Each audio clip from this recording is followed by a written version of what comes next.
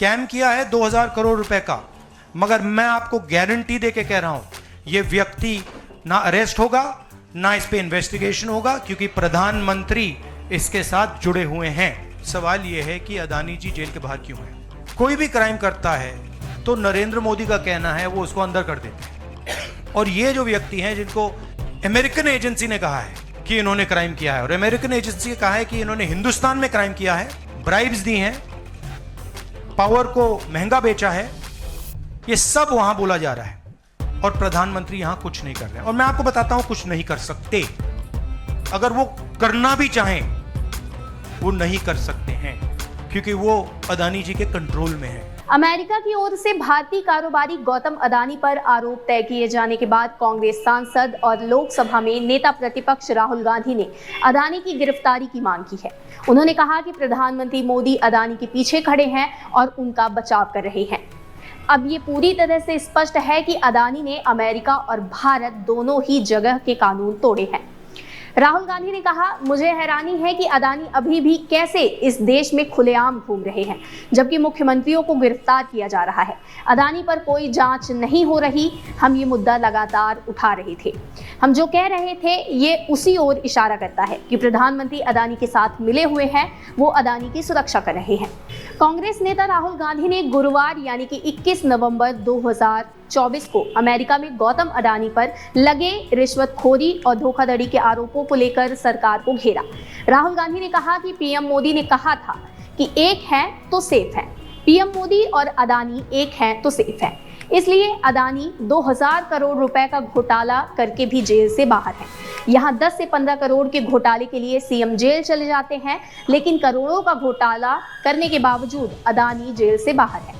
गौतम अडानी को गिरफ्तार किया जाना चाहिए। इसके साथ ही इस मामले में संलिप्त लोगों के खिलाफ भी एक्शन होना चाहिए। हमने प्रधानमंत्री मोदी की विश्वसनीयता को चूर चूर कर दिया है। हमने देश के सभी युवाओं के सामने ये साबित कर दिया कि अडानी और पीएम मोदी में संबंध है। राहुल गांधी ने अडानी के कथित भ्रष्टाचार से जुड़े मामलों की संयुक्त संसदीय दल यानी जेपीसी जांच की मांग की। अब विस्तार से जानते हैं कि ये पूरा मामला क्या है। बुधवार को न्यूयॉर्क के अटॉर्नी ने गौतम अडानी पर अमेरिका में धोखाधड़ी का अभियोग दर्ज किया है। उन पर अमेरिका में अपनी एक कंपनी को कॉन्ट्रैक्ट दिलाने के लिए $25 करोड़ की रिश्वत देने और इस मामले को छिपाने का आरोप लगाया गया है। अमेरिकी अभियोजकों के आरोप के मुताबिक अडानी और उनकी कंपनी के अन्य वरिष्ठ अधिकारियों ने अपनी अक्षय ऊर्जा कंपनी को कॉन्ट्रैक्ट दिलाने के लिए भारतीय अधिकारियों को भुगतान करने पर सहमति जताई थी। बुधवार को न्यूयॉर्क में दायर किया गया आपराधिक मामला भारत के सबसे अमीर व्यक्तियों में से एक 62 साल के गौतम अडानी के लिए एक बड़ा झटका है। अडानी का व्यापारिक साम्राज्य बंदरगाहों और हवाई अड्डों से लेकर ऊर्जा सेक्टर तक फैला हुआ है। अब जानते हैं कि यूएस जस्टिस डिपार्टमेंट के आरोप क्या हैं। मीडिया रिपोर्ट्स के मुताबिक डीओजे ने अडानी ग्रुप की firm Adani green energy limited के साथ साथ एक अन्य firm azure power global limited के कार्यकारी सिरिल काबेनेस पर भी आरोप लगाए हैं। उन्होंने कहा कि जिन कॉन्ट्रैक्ट्स को लेकर आरोप तय किए गए हैं उनसे लगभग 20 सालों में टैक्स चुकाने के बाद 168 अरब रुपए से अधिक का मुनाफा होने का अनुमान था। डीओजे ने कहा कि घूस की इस योजना को आगे बढ़ाने के लिए खुद गौतम अडानी ने एक भारतीय सरकारी अधिकारी से मुलाकात की। उन्होंने दावा किया कि ये मुलाकात 2020 से 2024 के बीच हुई। आरोप है कि ये अक्सर मिलते थे और रिश्वत की योजना पर चर्चा करते थे। अब बात ये कि आखिर इन आरोपों का भारत अमेरिकी कनेक्शन क्या है। आरोपों के मुताबिक गौतम अडानी ने अमेरिकी निवेशकों को सोलर प्लांट वाले कॉन्ट्रैक्ट्स को लेकर गलत बयान दिए। उन्होंने इससे जुड़ी जरूरी जानकारियों को अमेरिकी इन्वेस्टर से छुपाया और फिर उन गलत बयानों या दावों के आधार पर उन्हें अमेरिका में 14 अरब रुपए से अधिक के फंड मिले। इनमें सोलर प्लांट वाले कॉन्ट्रैक्ट्स के लिए फंड भी शामिल थे। अब बात सागर अडानी और एफबीआई की रेड का मामला क्या है।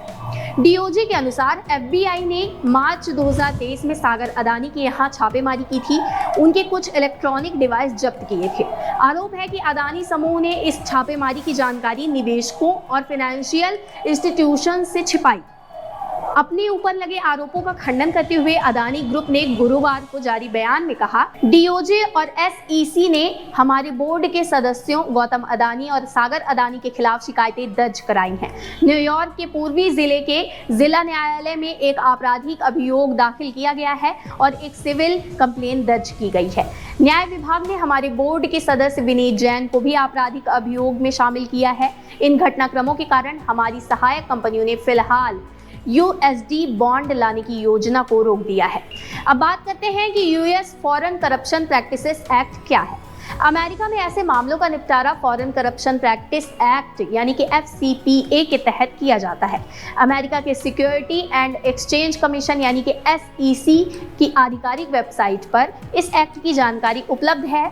इसके अनुसार FCPA आमतौर पर किसी व्यापार को प्राप्त करने या इसे बनाए रखने के लिए विदेशी अधिकारियों को रिश्वत देने पर पाबंदी लगाता है।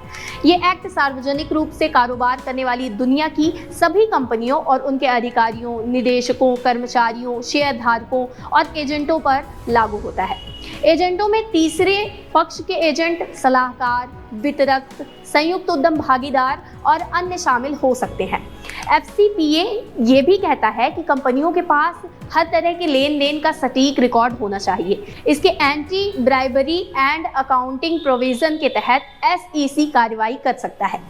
FCPA का उल्लंघन करने पर कंपनियों को गलत तरीके से अर्जित की संपत्ति को वापस करना पड़ सकता है। इस पर ब्याज भी लगाया जा सकता है और इसके अतिरिक्त फाइन भी लगाया जा सकता है। अदानी समूह साल 2023 से ही अमेरिका में शक के घेरे में है। उस साल हिंडनबर्ग नाम की कंपनी ने अदानी पर धोखाधड़ी का आरोप लगाया था। कंपनी के दावे को गौतम अदानी ने सिरे से खारिज कर दिया, लेकिन उस खबर के सामने आने के बाद अदानी ग्रुप की कंपनियों के शेयर औंधे मुंह गिरे थे। रिश्वत वाली इस जांच के बारे में भी कई महीनों से खबर आ रही थी। अभियोजकों ने कहा है कि इस मामले की जांच साल 2022 में ही शुरू कर दी गई थी। आरोप है कि उनके प्रबंधकों ने कर्ज और बॉन्ड्स के रूप में $3 अरब जुटाए। इसमें कुछ धन अमेरिकी फर्म से भी जुटाया गया था। आरोप है कि ये पैसे रिश्वत विरोधी नीतियों के खिलाफ और भ्रामक बयानों के जरिए जुटाए गए। ईस्टर्न डिस्ट्रिक्ट ऑफ न्यूयॉर्क के अटॉर्नी ब्रियोन पीस ने आरोपों में कहा, जैसा कि आरोप लगाया गया है, अभियुक्तों ने अरबों डॉलर के कॉन्ट्रैक्ट हासिल करने के लिए भारत के सरकारी अधिकारियों को रिश्वत देने की एक गोपनीय योजना बनाई थी और रिश्वतखोरी योजना के बारे में झूठ बोला क्योंकि वे अमेरिकी और वैश्विक निवेशकों से पूंजी जुटाने की कोशिश कर रहे थे। अदानी भारत के प्रधानमंत्री नरेंद्र मोदी के करीबी सहयोगी माने जाते हैं। भारत की विपक्षी पार्टियां लंबे समय से आरोप लगाती रही हैं कि राजनीतिक संबंध के कारण अदानी को फायदा मिलता रहा है। हालांकि अदानी इन आरोपों को खारिज करते रहे हैं। अमेरिका में राष्ट्रपति अटॉर्नी की नियुक्ति करता है। यह मामला तब आया है जब डोनाल्ड ट्रंप ने कुछ हफ्ते पहले ही चुनाव जीता है। ट्रंप ने अमेरिकी जस्टिस डिपार्टमेंट में आमूलचूल परिवर्तन की बात कही है। पिछले हफ्ते सोशल मीडिया पर अदानी ने ट्रंप को जीत की बधाई दी थी और अमेरिका में $10 अरब के निवेश की घोषणा की थी। हालांकि गौतम अदानी पर अमेरिका में धोखाधड़ी का अभियोग लगाए जाने के बाद गुरुवार को अदानी ग्रुप के शेयरों में बड़ी गिरावट देखने को मिली है। अदानी ग्रुप की 3 कंपनियों के शेयर फिलहाल 15% से भी ज्यादा की गिरावट के साथ कारोबार कर रहे हैं। बॉम्बे स्टॉक एक्सचेंज पर दोपहर के लगभग 2:30 बजे के आसपास अदानी एनर्जी सॉल्यूशंस लिमिटेड में सबसे ज्यादा 19.5% की गिरावट दर्ज की गई है। इसके अलावा अदानी एंटरप्राइजेस में 18.76%, अदानी ग्रीन एनर्जी में 16.56% और अदानी पोर्ट्स में 11.94% की गिरावट देखने को मिली। फिलहाल के लिए बस इतना ही। आपको ये जानकारी कैसी लगी हमें कमेंट सेक्शन पर जरूर बताइए और ऐसे ही एक्सप्लेनर्स देखने के लिए देखते रहिए विद फर्स्ट। शुक्रिया।